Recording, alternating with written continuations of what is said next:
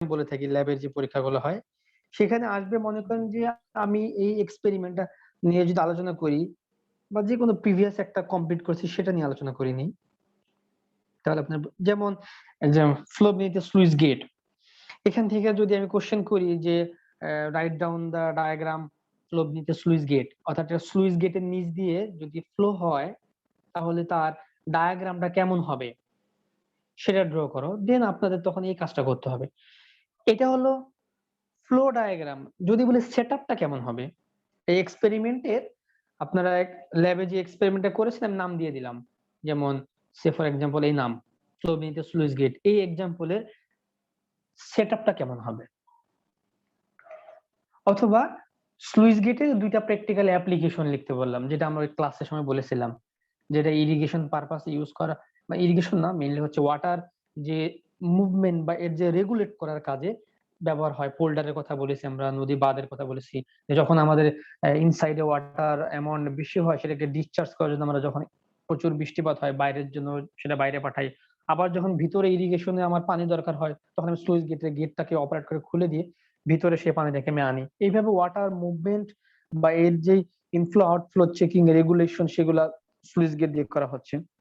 Just এরকম একটা note আকারে লিখলে হচ্ছে, 1-2 মার্কের থাকতে পারে। অথবা আমি দেখা গেছে যে হাইড্রোলিক জাম্পের যেটা আজকে আমরা পড়াবো, সেখান থেকে দিলাম যে হাইড্রোলিক জাম্প ক্লাসিফাই কিভাবে করা যায়। যেমন এখানে আমরা যদি দেখি, দেখেন এই যে ইউএসবিআর, ইউনাইটেড স্টেট ব্যুরো অফ রিক্লাইমেশন, এর যে স্ট্যান্ডার্ড তারা যে স্পেসিফিকেশন দিয়েছে সেই অনুযায়ী হাইড্রোলিক জাম্পকে 5টা ক্যাটাগরিতে ভাগ করা যায়। তাহলে তো সেখান থেকে আসলে হয়তো আপনারা এইটুকু দিতে পারেন। অথবা আমি যদি বলি যে এর সাথে হাইড্রোলিক জ্যাম টেস্ট করার জন্য আমরা কি কি ইকুইপমেন্ট বা অ্যাপারেটাস ইউজ করেছি, তাহলে সেখানে আমাদের টিল্ডিং ফিল্মের নাম আসবে। তার সাথে আমরা এখানে স্লুইস গেট ইউজ করেছি, একটা সেপারেশন দেওয়ার জন্য আমরা ফ্লোকে বাধা বাধা দেওয়ার জন্য ওখানে আমরা একটা ব্রডকাস্ট ওয়্যার ইউজ করেছি। এই বিষয়াদিগুলা টুকটাক, অর্থাৎ যেগুলো এক্সপেরিমেন্টের যে মেজর অপশন গুলো আমি বলছি, থিওরি, ইন্ট্রোডাকশন, অ্যাপারেটাস এবং সেটআপ, দেন ডাটা ক্যালকুলেশন। এমন হতে পারে আমি একটা টেবিল দিলাম, এই টেবিলটাই মনে করেন ক্যালকুলেশনের টেবিল, কথা এটা। এখানে আমি আপনাদের ফ্লেমের উইথ দিয়ে দিলাম এবং ডেপথের ভ্যালু দিলাম, আর যে আমরা চ্যানেলের যে এরিয়া ছিল 32x64 ফিট, সেটা তার সাথে আমি গেজের ইনিশিয়াল রিডিং ফাইনাল রিডিং দিলাম, আর এই টেবিলটা দিয়ে দিলাম, বললাম যে আমাদেরকে এখান থেকে টাইপ অফ জাম্প ক্যালকুলেশন করো। দেন আপনাদের কি করতে হবে, সেখান থেকে ডিসচার্জ বের করতে হবে কিউ, ওই যে ভি বাই টি দিয়ে স্টপওয়াচের টাইমটাও দিয়ে দেবো আমি। বাকি ক্যালকুলেশনটুকু আপনার সূত্র দেখে মানগুলা বসাই করে ফেলবেন। y1 y2 পেলে সেখান থেকে আমরা v1 v2 পাবো, v1 v2 থেকে আমরা ফ্লোট নাম্বার বের করতে পারবো, কারণ ফ্লোট নাম্বার ইকুয়েশন কি, fr is equal to v root over gd। এই d টা হবে যেহেতু আমাদের রেক্টাঙ্গুলার চ্যানেল, সেখানে d হবে y। এই জিনিসগুলা দিলেই সেখান থেকে আপনারা ক্যালকুলেশন করতে পারবেন। অর্থাৎ প্রত্যেকটা ক্যালকুলেশনই পরীক্ষার জন্য খুব গুরুত্বপূর্ণ। যে কোনো একটা ক্যালকুলেশনের আমি আপনাদেরকে শর্ট একটা অংশ দিয়ে দিলাম, বাকি অংশটুকু আপনারা ফুলফিল করলেন। অর্থাৎ যেই ডাটাগুলো ল্যাব থেকে নেওয়ার কথা ছিল সেই ডাটাগুলো আমি হয়তো কোনো একটা অঙ্কে দিয়ে দিলাম আপনাদের, দেন সেখান থেকে আপনারা বাকি ক্যালকুলেশনটুকু ফুল করলেন। এবং এই ক্যালকুলেশনটুকু টেবিল আকার করলে তো অবশ্যই সেটা আপনাদেরকে হাতেও কোথায় করে দেখাইতে হবে, সেই অংশটাও মানে ক্যালকুলেশন একটা টেবিলে তো সামারি ইনপুট দিই আমরা, এটা তো ক্যালকুলেশন আমরা হাতে কলমে করি, সেই ক্যালকুলেশন সহ দিবেন। এই জন্যই ক্যালকুলেশনটা আপনাদের প্র্যাকটিস করা দরকার। অর্থাৎ যে ল্যাবগুলো আমাদের হয়ে গেছে এটার ডাটা শিট গুলা তৈরি করে ফেলেন, ওই মানগুলা দেখে ওই ডাটা শিটে কোথাও যদি প্রবলেম হয় করে আমাকে দিলেন, কারেকশন লাগলে আমি আবার দিয়ে কোনো এক্সট্রা ক্লাস লাগলে সেটা আবার নেওয়ার চেষ্টা করবো ইনশাআল্লাহ। এই হচ্ছে কুইজের জন্য আপনাদের ইনস্ট্রাকশন বা এটাকে সাজেশনও বলতে পারেন। কুইজ কত মার্কের হবে? এটা ল্যাবের যে মার্ক ডিস্ট্রিবিউশনটা আমি দেখি না এখনো, তো আমরা যে কই মার্কে পরীক্ষা নেই ওই মার্কে কনভার্ট করব। মনে করেন আমি 50 মার্কের নিলাম কুইজ, এখন কুইজের মার্ক যদি 30 মার্ক থাকে আমাদের যে অ্যাপ্রুভ কারিকুলাম আছে, কারিকুলামটা ল্যাবের জন্য আমি দেখি নাই, থিওরিটা দেখছি। থিওরিতে আপনাদের হচ্ছে 70 মার্কের মিড এক্সাম, ফাইনাল এক্সাম হয়, তার সাথে 30 মার্কের ভিতরে 20 মার্ক ক্লাস টেস্ট, 10 মার্ক হচ্ছে আমাদের কন্টিনিউয়াস অ্যাসেসমেন্ট। কিন্তু ল্যাবেরটা আমার দেখা হয় না। ল্যাবে মার্কগুলোকে ভাগ করা থাকবে, হয়তো আমাদের ল্যাব রিপোর্টে কিছু মার্ক থাকবে, একটা পোর্শন থাকবে ল্যাব রিপোর্টে, আর একটা পোর্শন থাকবে আমাদের হয়তো কুইজে, আর একটা পোর্শন থাকবে আমাদের হয়তো ভাইভাতে, তার সাথে ক্লাস অ্যাটেন্ডেন্স, কন্টিনিউয়াস অ্যাসেসমেন্টও থাকবেই। এগুলা মিলে হয়তো মার্কের ক্যাটাগরি থাকবে। তো আমি পরীক্ষা যে কোনো মার্কের নিই সেটাকে আমরা কনভার্ট করে নিতে পারি। আমি যদি 15 মার্কের নিই পরীক্ষা, সেটাকে আমরা 30-এ কনভার্ট, যদি 30 মার্কের হয় বা 20 মার্কের হয় কুইজ, বা 40 মার্কের হয়, আমি জানি না, হোয়াট এভার ইটস ভ্যালু, সেই ভ্যালুতে আমরা সেটাকে কনভার্ট করে নিব। ওটাতে আপনাদের গ্রেডিং এর কোনো আসবে না, ওটার সাথে আপনাদের গ্রেডিং এর কোনো তারতম্য হবে না।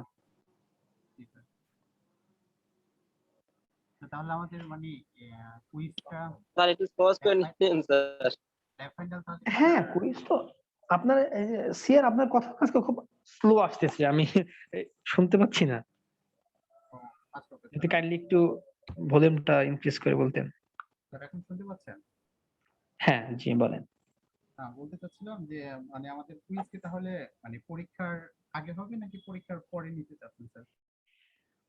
ডেটটা আপনাদের যখন সুইটেবল হয়, নরমালি যেগুলা সেন্ট্রাল এক্সাম না, যেগুলো আমরা টিচাররা নিয়ে থাকি, আমি নরমালি ডেট দিয়ে স্টুডেন্টদের উপরে, অনেক সময় ডেট দিলে আর অন্য ডেটের সাথে কোইনসাইড হতে পারে, সেজন্য ডেটটা আমি ফ্লেক্সিবল রাখি। তবে আমি এটুকু বলি যে একবার ডেট দিয়ে আপনার ডেট পাল্টাবেন না।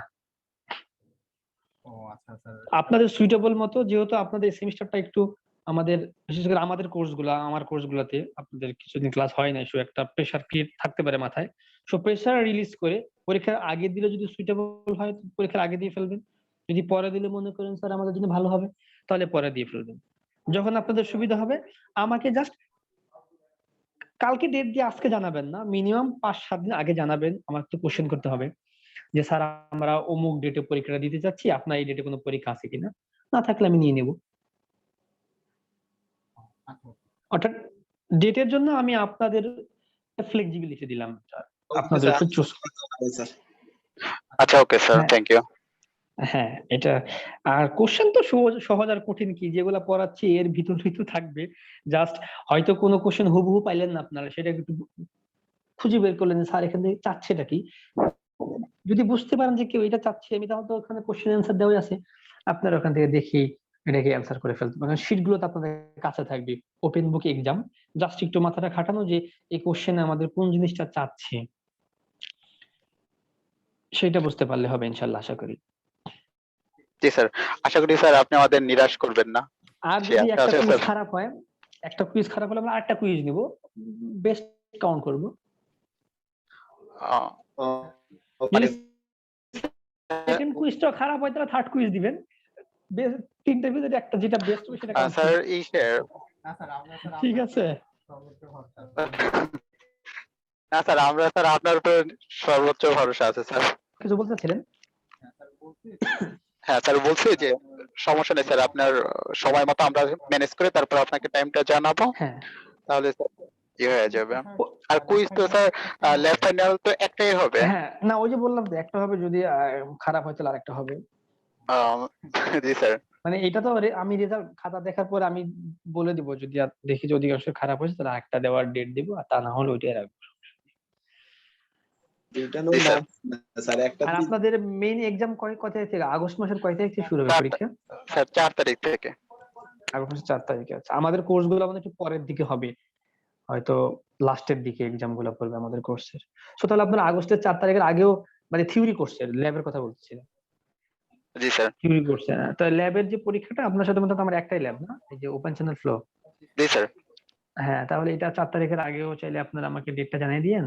আর যদি মনে করেন যে স্যার 18 তারিখে হয়তো লাস্ট এক্সাম মেবি, বা 18 তারিখে বা 22 তারিখে, তারপরে যদি দিতে চান সেটা আমাকে জানিয়ে দিন। তবে পরীক্ষার পরে যদি দেন তাহলে কিন্তু খুব বেশি দেরি করা যাবে না। মনে হয় 18 তারিখে পরীক্ষা হইলে 20 তারিখে দিয়ে এক্সাম দিতে হবে, বা 19-20 তারিখে দিয়ে ফেলতে হবে, কারণ পরীক্ষার পর তো রেজাল্টের সময় বেশি থাকে না। জি স্যার।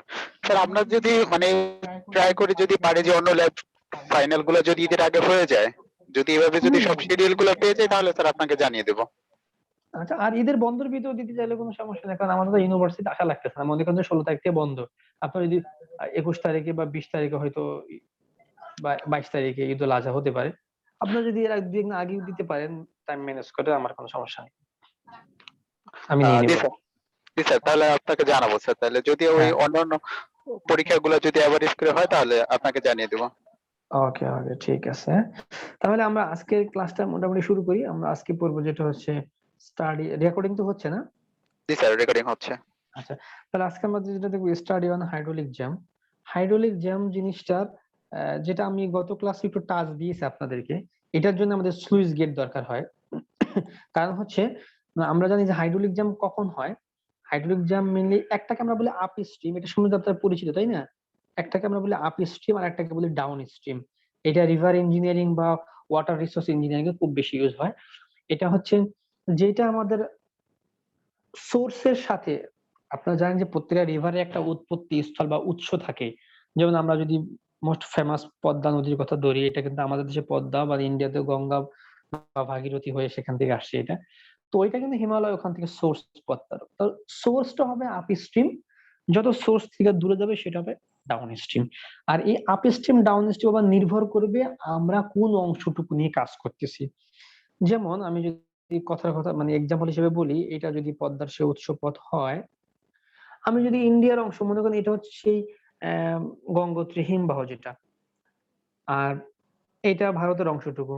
এই অংশটুকু নিয়ে আমি যদি কাজ করি, মানে রাজশাহী দিয়ে যে এন্ট্রি হলো বাংলাদেশ তার আগের অংশটুকু, তাহলে এটা হবে আপ স্ট্রিম, এটা হবে ডাউন স্ট্রিম।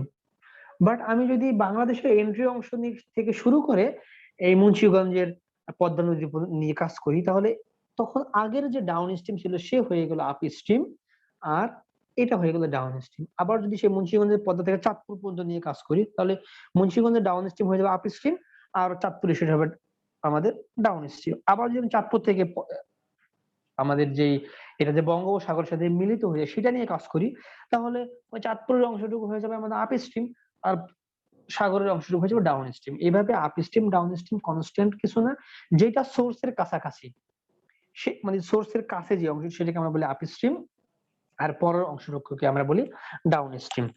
তো স্লুইস গেট নিয়ে যখন আমরা কাজ করব, স্লুইস গেটের আপ স্ট্রিম এবং ডাউন স্ট্রিম থাকে এইভাবে। এটা যদি স্লুইস গেট হয়, ওয়াটার ফ্লোটা যদি এই অংশ থেকে শুরু হয়, আমরা যে ডায়াগ্রাম গুলো ড্র করি সব সময় ফ্লোটাকে ধরি হচ্ছে লেফট টু রাইট, এই ডিরেকশনে ফ্লো ধরি। তো ফ্লোর যে হেড অংশ থাকে আমাদের ডাউন স্ট্রিম, আর ফ্লোর যে টেল অংশ অর্থাৎ সোর্সের দিকে যে অংশটুকু সেটাকে আমরা ধরি আপ স্ট্রিম। তাহলে এটা হবে আমাদের আপ স্ট্রিম সাইড, আর এই অংশটুকু হবে ডাউন স্ট্রিম সাইড। তো স্লুইস গেটের আপ স্ট্রিম থেকে যখন ডাউন স্ট্রিম ওয়াটারটা ফ্লো হয়, তখন এখানে হাইড্রোলিক জাম্প হয়। মেইনলি সাবক্রিটিক্যাল ফ্লো থেকে সুপার ক্রিটিক্যাল ফ্লো যখন হয়, তখনই হাইড্রোলিক জাম্প হয়। সাবক্রিটিক্যাল ফ্লো আমরা কিভাবে বুঝবো, সুপার ক্রিটিক্যাল কিভাবে বুঝবো, সেটা ডিপেন্ডস করবে ফ্লুইড নাম্বারের উপরে। ফ্লুইড নাম্বারের ভ্যালু যদি 1 এর থেকে কম হয়, FR, এটা একজন বিজ্ঞানী ফ্রুটস, তিনি গবেষণা করে এই ইকুয়েশনটা দাঁড় করেছেন, তার নাম অনুসারে এই নাম্বারটাকে বলা হয় ফ্লুইড নাম্বার। তো ফ্লুইড নাম্বারের ভ্যালু এটা যদি 1 এর থেকে কম হয়, বিলো 1, সেটাকে আমরা বলি হচ্ছে subcritical flow. Fluid number below 1, এটাকে আমরা বলি সাবক্রিটিক্যাল। আর ফ্লুইড নাম্বার গ্রেটার দেন 1, এটাকে আমরা বলি সুপার ক্রিটিক্যাল। আর যেখানে fluid number is equal two 1 থাকে, সেটাকে আমরা কি বলি? ফ্লুইড মেকানিক্স তো পড়ছেন মনে হয়, আপনারা মনে আছে? যেখানে ফ্লুইড নাম্বার 1 হয় সেটাকে আমরা কি বলি? Sir critical flow. হ্যাঁ, সেটাকে আমরা থ্যাংক ইউ, সেটাকে আমরা ক্রিটিক্যাল ফ্লো বলে থাকি। তাহলে এই স্লুইস গেট বা যেগুলো আমরা পড়াচ্ছি, স্লুইস গেট, তারপরে হচ্ছে ব্রডকাস্টেড ওয়্যার, শাফটকাস্টেড ওয়্যার, সবগুলো হচ্ছে ফ্লো কন্ট্রোল ডিভাইস হিসেবে রিভারে ইউজ করা হয়, ফ্লো কন্ট্রোল ডিভাইস হিসেবে। তাহলে আমাদের সেটআপটা কি হবে? আমরা যদি এক্সপেরিমেন্টাল সেটআপ দিতে চাই, তাহলে আমাদের যে টিল্ডিন ফ্লুম, সেই টিল্ডিন ফ্লুম থাকবে, সাথে সাথে এখানে একটা স্লুইস গেট থাকবে, যেটা আমরা ফ্লো বিনিতে স্লুইস গেট পড়েছিলাম, সেই স্লুইস গেট এই ডায়াগ্রামের সেটআপে একটু ভুল আছে। সেটআপটা হবে এরকম, আমি সেটআপটা দেখাচ্ছি, আরো ডিটেইলস একটু পড়বো আমরা হাইড্রোলিক জ্যাম সম্বন্ধে। এখানে একটা প্রতিবন্ধক বা বাধা থাকতে হবে এইখানে, যেটাকে আমরা sharp crested broad crested weir হিসেবে দিই। তো যখন স্লুইস গেটের নিচ দিয়ে ফ্লোটা হবে, দেন এই ফ্লোটা এখানে বাধাপ্রাপ্ত হয়ে এখানে জাম্প হবে।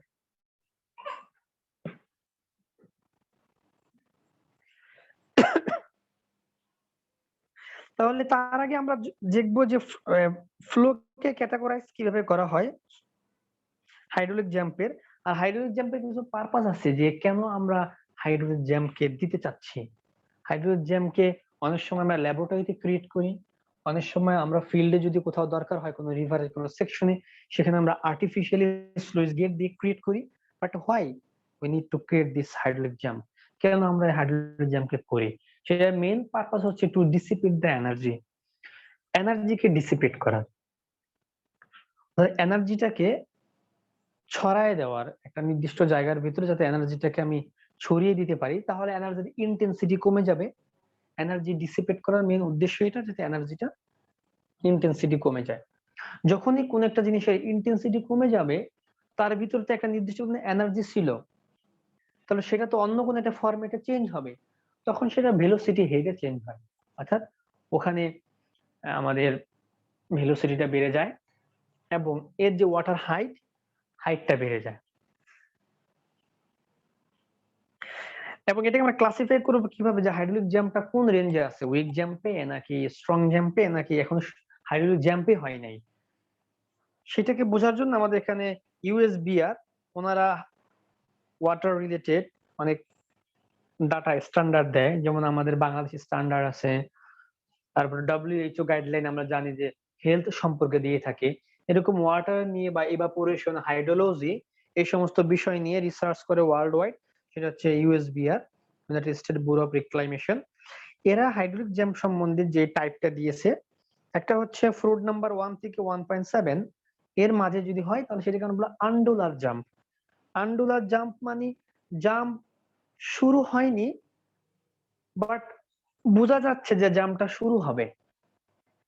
যেমন আমরা ফিজিক্সে একটা পড়তাম, এরকম ইনক্লাইন সারফেসের উপর একটা ডাস্টার থাকতো বা কোন একটা ব্লক থাকতো, তো এটা হরাইজন্টাল থাকতো, আস্তে আস্তে আমরা ইনক্লাইন করতাম, যেই অ্যাঙ্গেলের কারণে এটা চলা শুরু হইতো, সেই অ্যাঙ্গেলটা নিয়ে আমরা অ্যাঙ্গেল অফ ফ্রিকশন হিসেবে কাজ করতাম।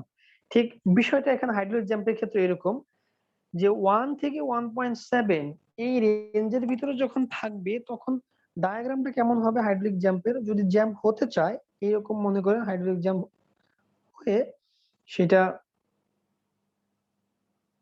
কোন রকম, এটা যদি আমার বেড হয়, রিভার বেড, এটা ওয়াটার লেভেল, এখানে কোন রকম এরকম একটা আন্ডুলেশন হবে আর কি, অর্থাৎ সিগনিফিকেন্ট কোন জাম্প সেখানে শো করবে না, বাট মনে হবে যে এখানে একটা জাম্প হয় অবস্থা।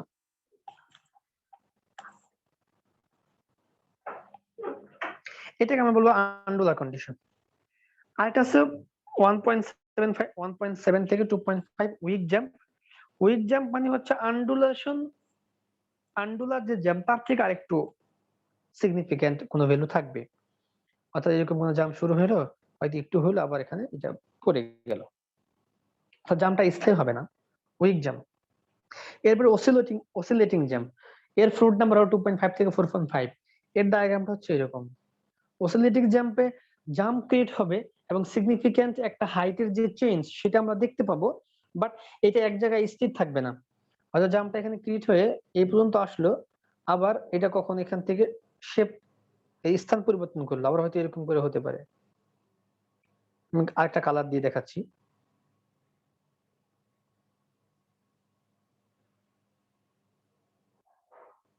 হয়তো এই অংশে গেল, তারপরটা হয়তো কোথাও উপর দিকে উঠে গেল, কোথাও একটু সামনে মুভ, এইভাবে জাম্পটা এক জায়গায় স্থির থাকবে না, আন্ডুলেশন হবে, অর্থাৎ ডাইনে বাঁয়ে সে ফ্লাকচুয়েট করবে। আরেকটা আছে ফ্রুট নাম্বার 4.5 থেকে যে 9 হবে, সেটা হবে স্টেডি জাম্প, অর্থাৎ এই জাম্পটা হবে স্টেডি, একটা অবস্থানে সে স্থির অবস্থায় কন্টিনিউয়াস ওই একটা পজিশনে সেই জাম্পটা থাকবে, অর্থাৎ এরকম ফ্লাকচুয়েট করবে না সে। এরপর আছে স্ট্রং জাম্প, যখন ফ্লোর নাম্বার 9 এর থেকে বেশি হবে তখন সে আমাদের জাম্পটাকে বলবো আমরা স্ট্রং জাম্প। এখন এখানে কিছু টার্মিনোলজি আছে।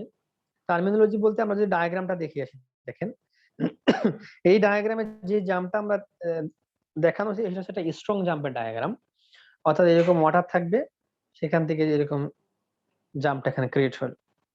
তাহলে এ ইনিশিয়াল যে ডেপথ সেটাকে আমরা বলবো ইনিশিয়াল হাইট h1,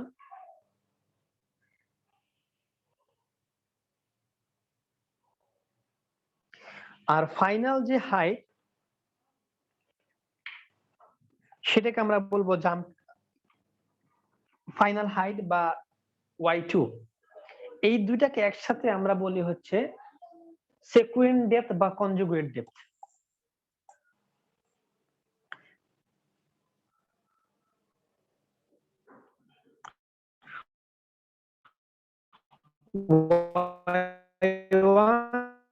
এবং y2 এর মাঝে যে রিলেশনশিপ আছে সেটা half -1 plus √1 plus 4 number square. Equation গুলো লেখা আছে, সামনে আমি একটু দেখাবো। তো y1 কে আমরা বলবো হচ্ছে টেল ডেপথ, যেটা প্রথম যেটা আসলো,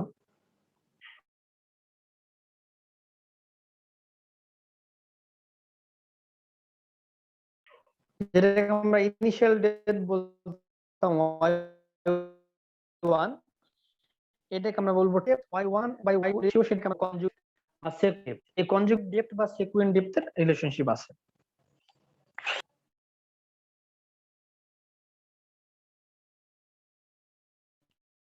হাইট জাম্প হচ্ছে y2 মাইনাস y1, জাম্পের পরে এই অংশ যদি হয় তাহলে এই অংশটুকু তো পুরোটা আমার ইনিশিয়াল অবস্থায় ছিল, তাহলে হাইট অফ দ্য জাম্প কতটুকু, এইটুকু y2 থেকে y1 বাদ দিতে হবে। আরেকটা আছে length of the jump lj। এই lj এর একটা ইকুয়েশন আছে আলাদা, ওই সিলভারটার ইকুয়েশন বলে এটাকে। ওই ইকুয়েশন থেকে আমরা দেখবো যে lj এর মানটুকু কতটুকু আসে। এটা হচ্ছে এরকম একটা ইকুয়েশন দেওয়া আছে আমাদের, যে lj is equal to y1 9.75 floor number -1 to the power 1.02 বা 0.5 সামথিং। তাহলে আমাদের যে ডাটাগুলো দরকার সেটা হচ্ছে y1 এবং y2 এবং ডিসচার্জের ভ্যালুটা আমরা কিভাবে পাবো, ওই অ্যাজ ইউজুয়াল আমরা যে ল্যাবে এক্সপেরিমেন্ট করব সেখানে ইনিশিয়াল টাইম এবং ফাইনাল টাইম কাউন্ট করব, সেখান থেকে টি পাবো এবং কতটুকু ওয়াটার সেখানে জমা হইলো ওখান থেকে আমরা কিউ বাই ভলিউম পাবো, ওই ভি বাই টি করলে ডিসচার্জ পাবো। এখন এই ডিসচার্জকে যদি আমরা হাইট দ্বারা ভাগ দেই, অর্থাৎ এরিয়া দ্বারা ভাগ দেই, আমরা জানি কিউ ইজ ইকুয়াল টু কি এ ভি। এরিয়ার জন্য আমাদের কোন মান দরকার, এরিয়ার জন্য দরকার আমাদের লেন্থ এবং মানে হাইট এবং উইথ আমরা জানি আমাদের যে চ্যানেল উইথ 7.5 বা 7.3 সেন্টিমিটার, সেটা শুধুমাত্র হাইটটা জানা দরকার আমাদের। এই হাইটের ভ্যালু এবং ভলিউম এবং টি, এই তিনটা ভ্যালু আমাদের ল্যাব এক্সপেরিমেন্ট থেকে নিতে হবে। এই হাইটের সাথে যখন উইথ বি গুণ করবো এরিয়া পাবো, এরিয়াকে আমি যখন ভাগ দিব কিউ দ্বারা তখন ভেলোসিটি পেয়ে যাবো, তাহলে v1 পেয়ে যাবো, v2 পেয়ে যাবো। এই v1 v2 যদি পেয়ে যাই আমি, সেখান থেকে ফ্লোর নাম্বার বের করতে পারবো। ফ্লোর নাম্বার ইকুয়েশন কি ছিল, fr is equal two v √/gd। এই ডিটা হবে এখানে y কোনটা হবে, যদি এক নাম্বার সেকশনে বের করতে চাই y1, দুই নাম্বার সেকশনে বের করতে গেলে y2। এইভাবে আমি ফ্লোর নাম্বার পেয়ে যাব। আরেকটা এর অ্যাপ্লিকেশন আছে, হাইড্রোজেন জ্যামকে কোন কাজ ইউজ করা হয়। হাইড্রোজেন জ্যামকে হচ্ছে মিক্স হয় না, এরকম কয়েকটা লিকুইডকে একসাথে মিক্স আপ করার জন্য ল্যাবরেটরিতে এটা আর্টিফিশিয়ালি হাইড্রোলিক জ্যাম ক্রিয়েট করা হয় ওই লিকুইড দ্বারা। তাহলে ওখানে আপনারা জানেন যে হাইড্রোলিক জ্যাম যেখানে হয়, স্লুইস গেট যারা দেখে থাকছেন দেখবেন যে এর পিছনের অংশে ওয়াটার এরকম হয়, তখন ন্যাচারালি এরা একে অপরের সাথে মিক্স আপ হয়ে যায়। এটাও হাইড্রোলিক জাম্পের একটা অ্যাপ্লিকেশন।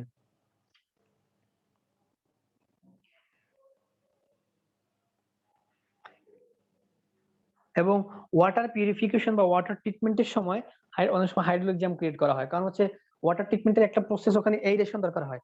যখন আপনারা আর্সেনিক বা আয়রন রিমুভ করেন, এনভায়রনমেন্টাল ইঞ্জিনিয়ারিং আপনারা পড়েছেন, এনভায়রনমেন্টাল ইঞ্জিনিয়ারিং আপনাদের কোর্স হয়েছে না? হ্যালো, হ্যাঁ, ওখানে ওয়াটার ট্রিটমেন্টের যে আয়রন বা আর্সেনিক যখন রিমুভ করা হয়, বিশেষ করে আয়রন রিমুভালের ক্ষেত্রে, এটা যখন ফেরিক থেকে ফেরাস হয় তখন সেডিমেন্ট হয়ে নিচে পড়ে যায়, ওই সেডিমেন্টটাকে জন্য এইরেশন দরকার হয়। ওই সমস্ত জায়গায় অনেক সময় ওয়াটারকে পাম্প দিয়ে দেওয়া হয়, কারণ পাম্প দিয়ে দিতে গেলে তো অনেক বিদ্যুৎ খরচ হয়। ওইটাকে যদি আমি কমাইতে চাই, তাহলে এরকম হাইড্রোলিক জ্যাম তো অটোমেটিক করা যাচ্ছে, সুইচ গেট বা অন্য কোনো ইকুইপমেন্ট সেখানে দিয়ে দিলে তার নিজে দিয়ে ওয়াটার ফ্লো হওয়ার সময় হাইড্রোলিক জ্যাম্প হবে, তো অটোমেটিক এরেশনটা হয়। ওই ঘুরপাক খেলে দেখুন সেখানে পানির সাথে সাথে ফেনা ওঠে, ওটা মিললে অক্সিজেন যখন ওয়াটারের সাথে মিক্স আপ হয়, ফেনাগুলো ক্রিয়েট হয় আর কি। এখানে জিনিসগুলা আছে বলা, শেষের লাইনটা দেখেন।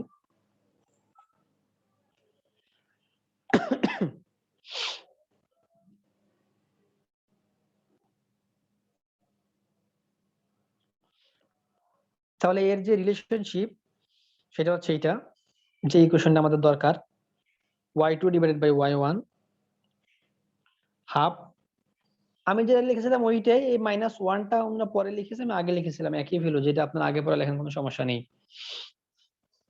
মাইনাস ওয়ানটা আপনার আগে, কারণ এর দুইটা ইকুয়েশন, একটা হচ্ছে এখানে মাইনাস দিয়ে আর একটা হচ্ছে প্লাস দিয়ে। এটাকে বলা হয়, রেশিওটাকে বলা হয় আমাদের হচ্ছে সেকুয়েন্ট ডেপথ এন্ড ইনিশিয়াল ডেপথ যেটা। এরপর length of the jump, length of the jump কেমন হবে, যে সিলভার স্টার ইকুয়েশন, এই সিলভার স্টার ইকুয়েশন কে ইউজ করে আমরা লেন্থ অফ দ্য জাম্প বের করতে পারবো। এই যে এল বাই, আমরা যেটা লিখেছিলাম এল ইজ ইকুয়াল টু y1 9.75, এই y1 টাই নিচে লিখেছে তারা, এল বাই y1 একই জিনিস আর কি। L by y1 into 9 point is equal to 9.75, float number 1 minus 1.01। আর লস অফ দ্য এনার্জি, অর্থাৎ কি পরিমাণ এনার্জি লস হলো, আমরা যে বললাম যে আমাদের হাইড্রোলিক জাম্পের মেইন পারপাস হচ্ছে এনার্জিকে লস করা, এনার্জি ডিসিপেট করা, তাহলে কি পরিমাণ হচ্ছে সেটা বের করার সূত্র হচ্ছে এটা, y2 minus y3 cube 4y1 y2। এর সূত্রে প্রমাণ আছে, এটা এমনি আসেনি, প্রমাণটা আমাদের ল্যাবের জন্য দরকার হবে না, কারণ এই কোর্সগুলো আপনারা কমপ্লিট করেছেন, সেখানে প্রমাণ ছিল, বাট এখানে শুধু ইকুয়েশনগুলো ইউজ করলে হবে।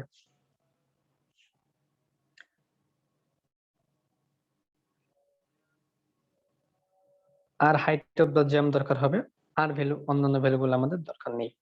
এখানে সেটআপ দেওয়া আছে। তো ডাটা শিটে আমাদের কি কাজ করতে হবে সেটা আমরা একটু বলি।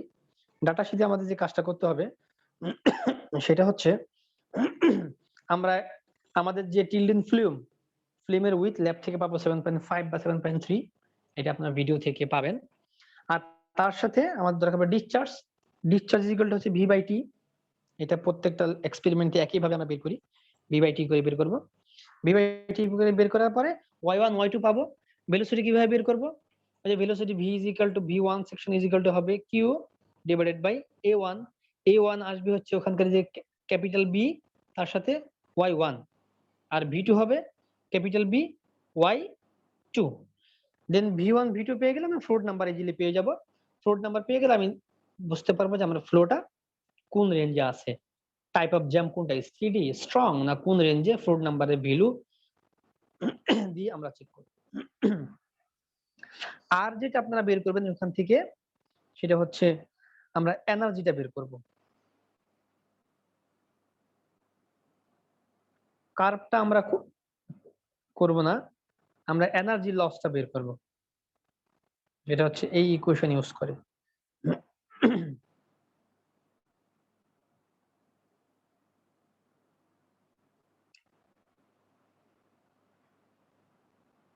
এটা এনার্জি লস, কি পরিমাণ এনার্জি লস হলো সেটা আমরা বের।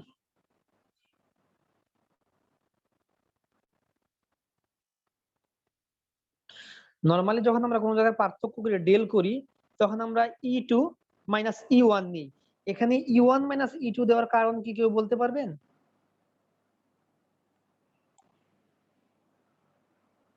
এটা আগে বলে দিলে কোনো সমস্যা নাই, হয়তো সাইনটা নেগেটিভ আসবে, বাট এটা দেওয়ার কারণ হলো কি, যেহেতু হাইড্রোলিক জ্যামটা হচ্ছে আমাদের এইভাবে, এনার্জি ডিসিপেট করা মানে হচ্ছে এখানে এনার্জি বেশি থাকবে, এখানে এনার্জি কম হবে, কারণ আমার উদ্দেশ্য তো ডিসিপেট করা, কম ওটাকে ছড়িয়ে দেওয়া।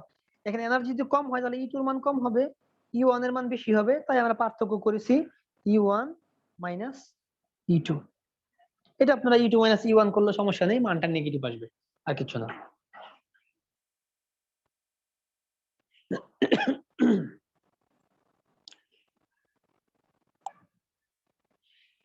তাহলে এই পর্যন্ত কারো কি কোথাও কোনো কোশ্চেন আছে, বুঝতে পারেন এরকম কিছু আছে?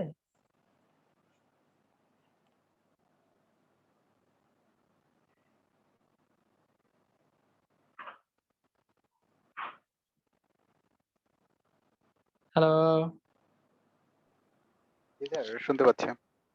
আচ্ছা, এখানে বুঝতে পারেন না কোনো বিষয় বা কোনো কিছু কি আপনাদের কোশ্চেন কোয়েরি আছে, থাকলে জিজ্ঞেস করতে পারেন।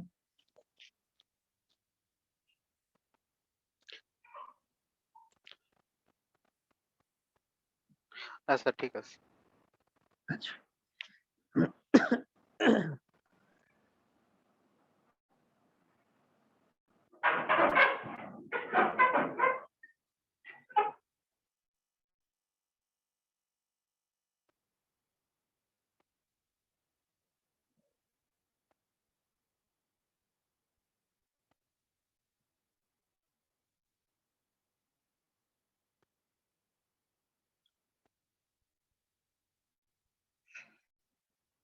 আরেকটা জিনিস আমরা যেটা দেখব সেটা হচ্ছে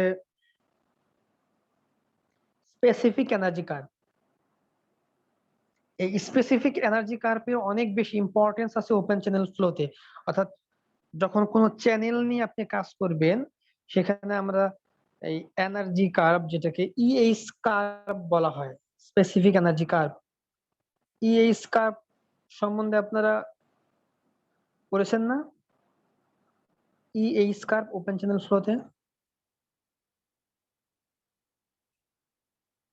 এই ইএইচ কার্ভের কিছু স্পেশাল বৈশিষ্ট্য বা ক্যারেক্টারিস্টিক্স আছে, যেটা দিয়ে চ্যানেল বিহেভিয়ার বা এগুলাকে আইডেন্টিফাই করা যায়, এবং চ্যানেলের কোন সেকশনে ডিসচার্জ কতটুকু, সেখানকে ম্যাক্সিমাম ডিসচার্জ কতটুকু হবে, ক্রিটিক্যাল ডিসচার্জ কতটুকু হবে, ম্যাক্সিমাম এনার্জি, ক্রিটিক্যাল এনার্জি, এই মানগুলো কতটুকু হবে। যদি কোনো একটা চ্যানেলের জন্য আমি কার্ভকে ডেভেলপ করতে পারি, তাহলে যে কোনো ডেপথে আমি তখন সেই ভ্যালুগুলাকে নিজে বের করে আনতে পারবো। এটার জন্য আপনার অনেক বেশি ডাটা দরকার হবে।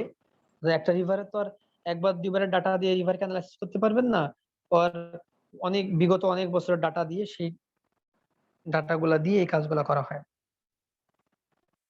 এটাকে যদি আমরা ফাইনালি প্রডিউস করি ইএইচ কার্ভ, তা কার্ভটা মেইনলি দাঁড়ায় হচ্ছে ইএইচ এর যে ইকুয়েশন, স্পেসিফিক এনার্জি, এনার্জির equation E is equal to হচ্ছে এর height plus velocity plus jet datum.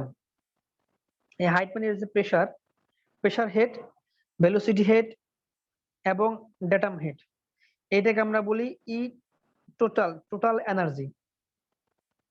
সেটা কেমন, আমি এটা রিভারের সেকশন ড্র করতেছি। কোন একটা রিভার যদি এরকম হয়,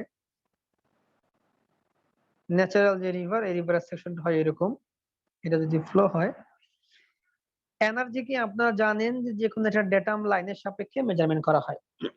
ধরে দিলাম সেই ডেটাম আমাদের জেড, তাহলে total energy E T is equal to হবে এই ডেটাম হাইট এখান থেকে এইটুকু জেড প্লাস এর প্রেসার হাইট, এটাকে আমরা এইচ দ্বারা প্রকাশ করি, প্লাস ভি। এই ভি কে আমরা কি লিখতে পারি, ভি ইজ ইকুয়াল টু লিখতে পারি v square by 2g। V is equal to হচ্ছে ভি স্কয়ার বাই 2g। এবং এটা তো এনার্জি, স্পেসিফিক এনার্জি কাকে বলা, স্পেসিফিক এনার্জি হচ্ছে যদি কোনো রিভারের বটমের সাপেক্ষে আমি এনার্জি মেজারমেন্ট করি, সেটাকে বলা হয় স্পেসিফিক এনার্জি। অর্থাৎ এখানে কোনো ডেটাম হাইট থাকবে না, ডেটাম যে এনার্জি বা ডেটাম হেড যেটা, সেটাকে আমরা জিরো ধরে নেব। অর্থাৎ ঠিক বটম থেকে এনার্জি মেজারমেন্ট করবো, সেটাকে আমরা বলি স্পেসিফিক এনার্জি।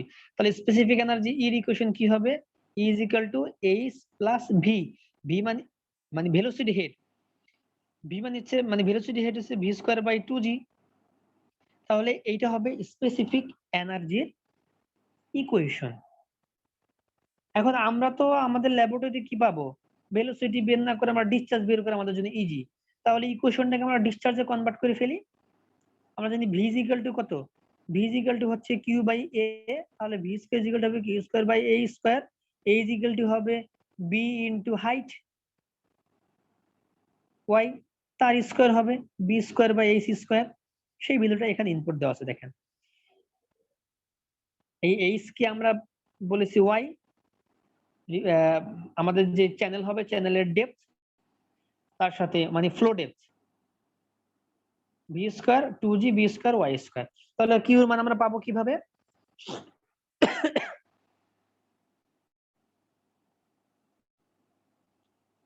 q এর মানটা হচ্ছে আমরা v বাই t করে পাবো, আর হচ্ছে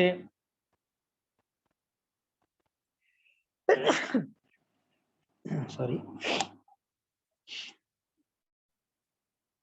y এর মান আমরা এক্সপেরিমেন্ট থেকে পাবো, চ্যানেল থেকে। b এর মান হচ্ছে ফ্লুমের যে উইথ সেটা। আর g এর যে মান, আমরা যদি g এর মান নরমালি 9.81 বসাই, কখন বসাই? যখন আমাদের এসআই ইউনিট হয়। আর যদি এফপিএস ইউনিট হয়, ফিট পাউন্ড সেকেন্ড, তখন আমরা জি এর মান কত বসাই? 32.4 জি 32.4 স্যার। হ্যাঁ হ্যাঁ হ্যাঁ, তার জন্য ভালো কথা মনে করুন। এইভাবে যদি ইউনিট চেঞ্জ হয়, তখন জি এর মান আপনারা খেয়াল করে বসাবেন।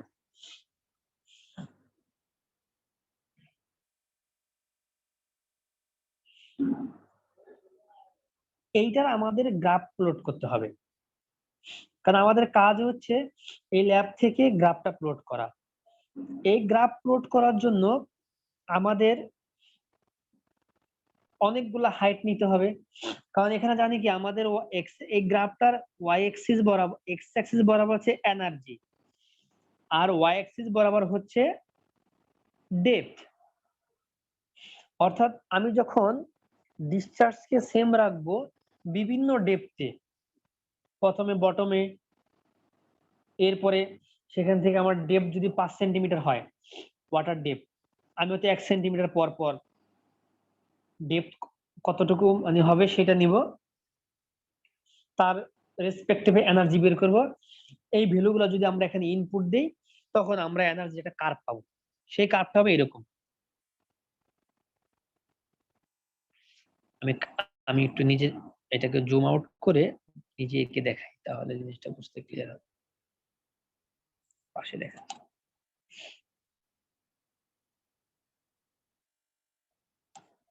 এই কার্ভে সর্বপ্রথম যে লাইনটা থাকবে সেটা হচ্ছে 45 ডিগ্রি লাইন। এবং এখানে একটা বিষয় লক্ষণীয়, আমরা যে মানগুলা ইনপুট দিব, এ বরাবর এক্স এক্স বরাবর ই এবং এ বরাবর হচ্ছে এইচ বা ওয়াই, কোন ভ্যালুই এই 45 ডিগ্রি লাইন, যেটাকে আমরা E is equal to Y line বলি, অথবা E is equal to H line, H এবং ওয়াই একই জিনিস, এই লাইনের বাইরে কোনো ভ্যালু যাবে না। যদি যায় মনে করুন ভুল হয়েছে। কেন যাবে না দেখেন, আমাদের ইকুয়েশন কি ছিল? E is equal to H plus V square by 2g। এখন কোন একটা ভ্যালু এই লাইনে, আমরা এই লাইনটাকে বলছি আমরা ই ওয়াই লাইন, অর্থাৎ এই লাইন বরাবর ই এবং এইচ সেম হবে।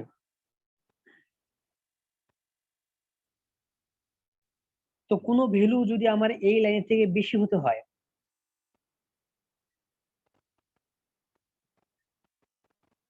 তাহলে তার ভেলোসিটি হেডটা কি হতে হবে? আমাদের এইচ এর ভ্যালু থেকে অনেক বেশি হতে হবে, তাহলে না টোটাল ভ্যালু আমাদের ই এইচ এর থেকে বেশি হবে।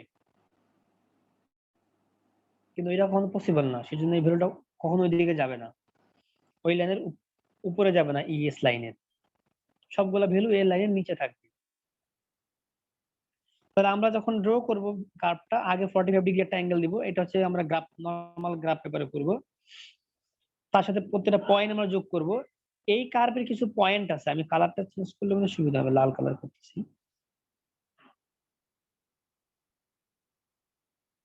এইভাবে আসে, এর যে পিক পয়েন্টটা পাই, এই পিক পয়েন্ট ছাড়া এই কার্ভের যতগুলা পয়েন্ট আছে একটা নির্দিষ্ট এনার্জির জন্য দুইটা হাইট পাবো আমরা। এখানে একটা হাইট পাবো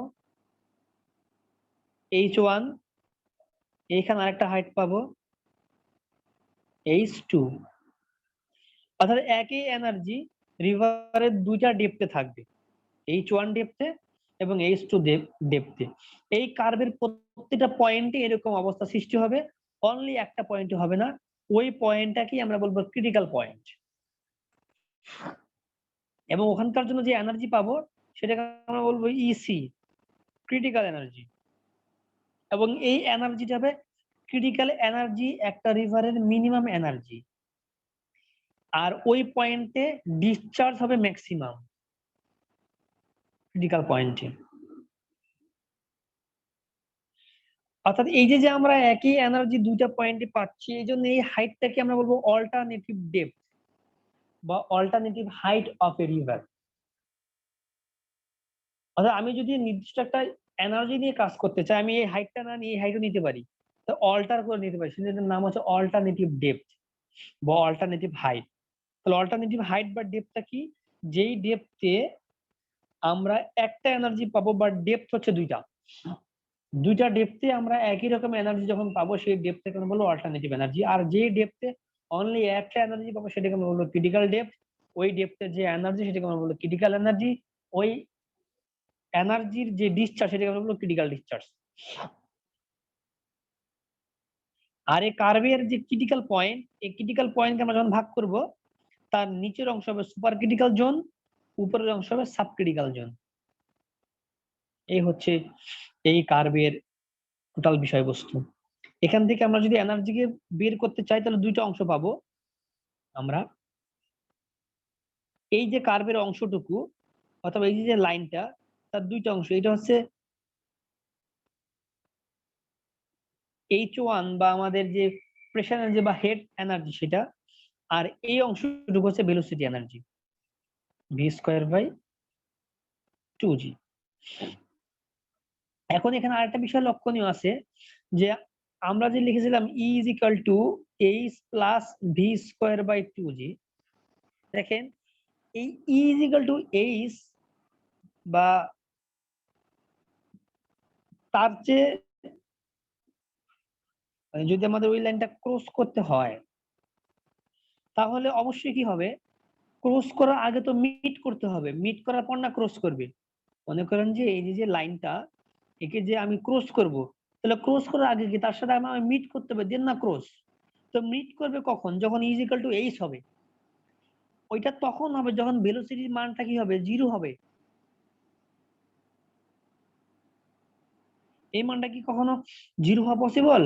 ভেলোসিটি ভেলোসিটি যদি 0 হয় তাহলে সেখানে কোনো ডিসচার্জ থাকবে?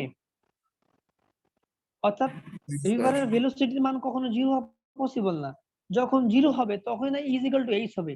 তার আর যদি নেগেটিভ হয় এই মানটা, তখনই না ক্রস করে যাবে। তো এই মানটা তো আদৌ নেগেটিভ হওয়া পসিবল না ভেলোসিটির মান, আর হচ্ছে 0 হওয়া পসিবল না। তাই E = h কখনো একে ক্রস করবে না। এটা তো আরেকটা মানে এর সাপেক্ষে যুক্তি আর কি। এই জিনিসগুলো আপনার ফ্লুইড মেকানিক্সে পড়েছেন, বাট আমি একটু এটাকে রিনপ করলাম আর কি। তাহলে এইভাবে আমরা ওই একটা কার্ভ ড্র করব। ইকুয়েশন গুলা কোন ইকুয়েশন ইউজ করতে হবে আমাদের? এই একটা ইকুয়েশন, কোথায় গেল আমাদের সেই এনার্জি ইকুয়েশন, এটা E =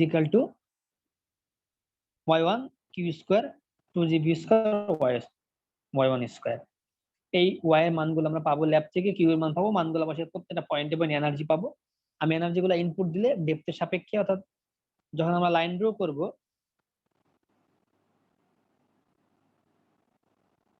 যখন কার্ভ ড্র করবো, এবার এনার্জির মান বসাবো, এখানে y থাকবে।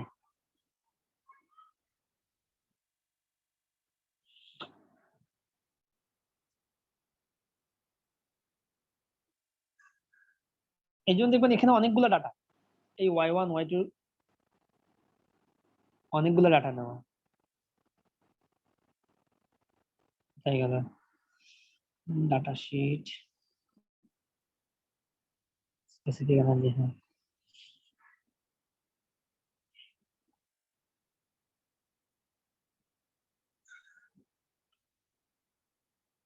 কারণ আমাদের মানগুলা তো একটা দুইটা মান নিলে তো আপনারা গ্রাফ প্লট করতে পারবেন না। গ্রাফ প্লট করার জন্য মিনিমাম কয়টা মান দরকার হয়? মিনিমাম 3টা মান দরকার হয়। আর 3টা মান দিয়ে বোঝা যায় না সেটা কি স্ট্রেট লাইন হবে না কার্ভ হবে। কিন্তু আমরা আগে থেকে জানি যে আমাদের শেপটা কি হবে, কার্ভ হবে। যদি 3টা পয়েন্ট পান তাহলে কার্ভটা আপনার স্মুথলি যোগ করতে পারবেন না। দেখা যায় 3টা পয়েন্ট পাইলেন, একটা পয়েন্ট এখানে, আরেকটা পয়েন্ট এখানে, একটা পয়েন্ট এখানে, তখন আপনার জিনিসটা কি এরকম একটা কার্ভ কি হবে, অর্ধেক হয়ে গেল। সেই জন্য এখানে পয়েন্ট নিতে হয় অনেক বেশি, 7 8টা 10টা 20টা যতগুলা মান নিবেন তত কার্ভটা স্মুথ আসবে। এই 7টা মান নিলেও দেখবেন আপনি কার্ভটা ঠিক মতো পাচ্ছেন না, হয়তোবা একটা অংশ একটু বেশি পাবেন। এভাবে নিলেন এই পর্যন্ত আসলে এরকম এরকম হবে, তখন এটাকে এক্সটেন্ড করে দিবেন। এই 7টা মানের আবার আছে 1টা 2টা 3টা নিয়ে, অর্থাৎ ওয়াটার যখন ফ্লো হয় তখন তো ওয়াটার ডেপথটাও একটু উপর নিচে ফ্লাকচুয়েট করে। 3টা মান নিয়ে তার এভারেজ করে নিতে হবে।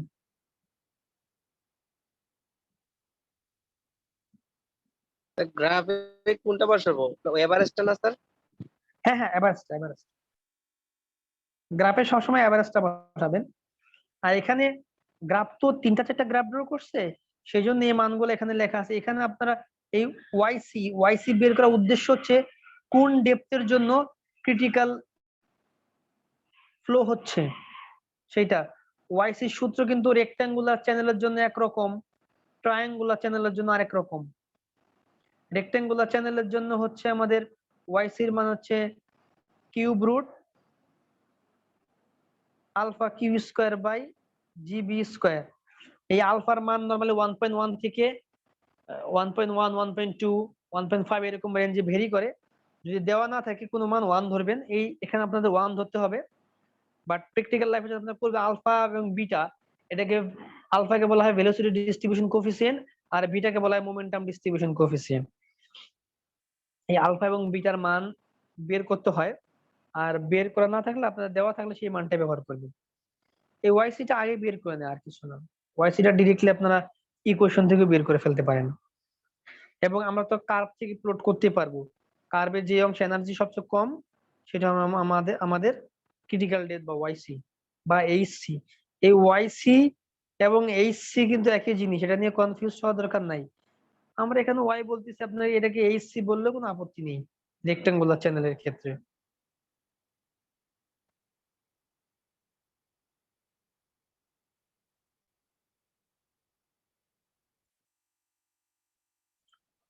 এই হচ্ছে আমাদের আজকের ক্লাস। আপনারা ডাটাগুলা দেখে ক্যালকুলেশন গুলা একটু নেক্সট নেক্সট উইকের দিতে পারবেন না আমাকে, নেক্সট বৃহস্পতিবার? স্যার নেক্সট উইকে? হুম, রেকর্ডিং অফ করে দিতে পারেন, ক্লাস মোটামুটি শেষ। হুম।